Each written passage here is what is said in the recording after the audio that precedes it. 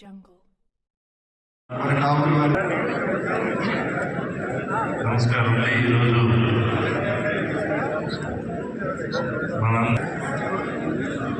నాకు కూడా అమెరికాలో ఉన్నప్పటికీ ఎప్పుడు హైదరాబాద్ వచ్చినా సాంబశివరావు కలవకుండా వెళ్ళేవాడిని కాదు.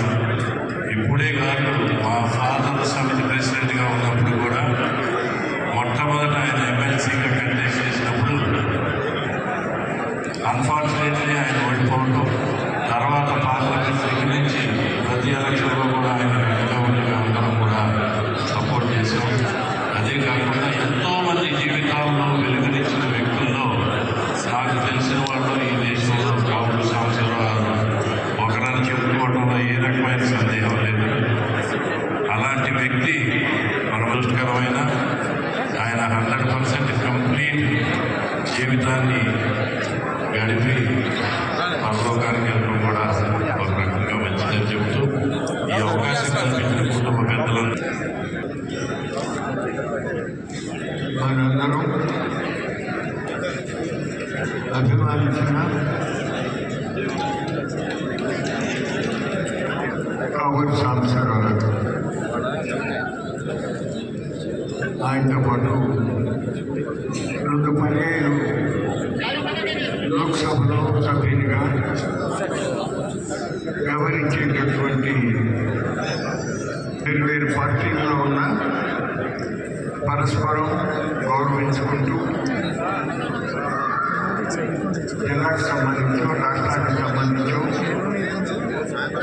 సమస్యల పైన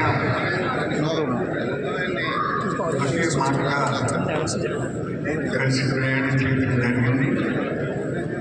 ముక్కుసూటిగా కీర్తిశేషులు పూజలు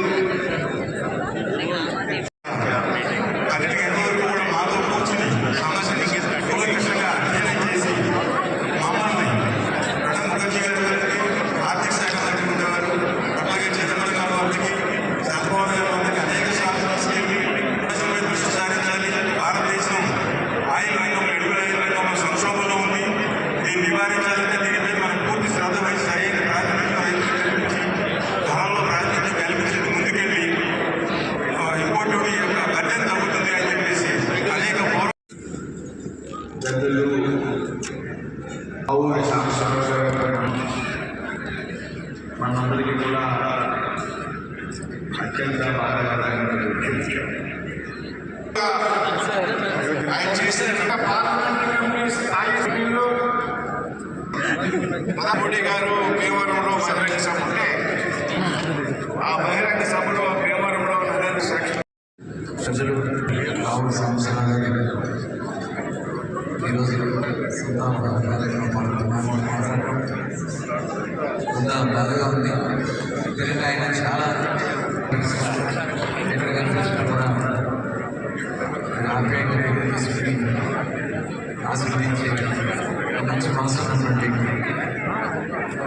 మచిలీపట్నం పార్లమెంట్లో ఆయన అండర్స్టాండ్ జరిగింది.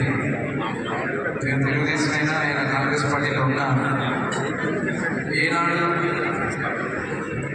ఒక రాజకీయ వ్యక్తిగా కనపడేవాడు. ఆ రోజున కావూరి ట్రస్ట్ పెట్టి కావూరి ట్రస్ట్ ద్వారా మా ప్రాంతాల్లో ఉన్నటువంటి యువతకి డ్రైవింగ్ స్కిల్స్ కానీ అదే కాకుండా చాలామందికి ఎంకరేజ్ చేసేవాళ్ళు. ఎంటర్ప్రైనర్స్ కానీ అదే ముందుకు రావాలని చెప్పి చాలామంది ఎంకరేజ్ చేసినటువంటి గొప్ప వ్యక్తి. తర్వాత ఏలూరు వెళ్ళి మా దగ్గర 3 సార్లు పార్లమెంట్ ఏలూరు నుంచి పార్లమెంట్ సభ్యులు, అలాగే కేంద్ర మంత్రిగా కూడా వచ్చేసి ఆంధ్ర రాష్ట్రంలో ఒక ప్రముఖమైనటువంటి నిజాయితీతో కూడినటువంటి రాజకీయాలు అటువంటి వ్యక్తి లేకపోతే బాధకరమైన తప్పకుండా వారి ఆశయాలు ముందుకు తీసుకెళ్ళడానికి మరి రాజు గారు కానీ వారి కుమారులు కానీ తప్పకుండా ఆయన మాటలు వస్తుందని ఆశిస్తూ వారికి ఆ ప్రయాసాలను సంతాపాన్ని కలిగిస్తూ వారి కుటుంబ సభ్యులకి ఆత్మస్థైర్యాన్ని బలపడిన